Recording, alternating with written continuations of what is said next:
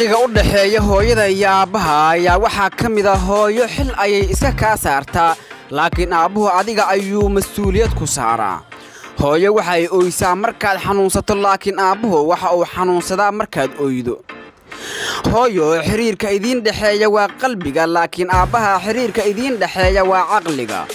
hooyo dunida ayay qof ahaantaada bartaa laakiin aabe adiga ayuu dunida ku baraa hooyo waxa ay kugu tallaashaa miraha raxmadda laakiin aabuhu waxa uu kugu tallaalaa miraha xigmadda hooyo waxay ogaalada kuugu gudbisaa fikrad laakiin aabuhu waxa uu ogaalada kuugu gudbiyaa ficil hooyo aqoonta aanu ka helno waxa ay ku fadhidaa fikrado laakiin aabaha aqoonta aanu ka helno waxa ay ku fadhidaa mas'uuliyad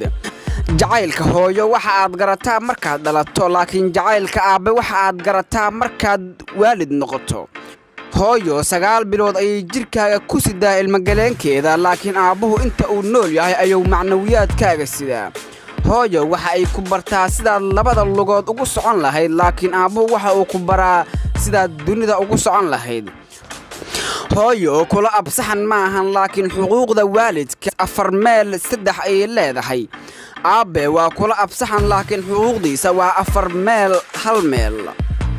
hooyo waxa ay la dhawaaqdaa xanuunka foosha adiga oo aanan maqal laakiin aabuhu waxa uu la dhawaaqaa xanuunka noloshaada iyadoo aan la dareemin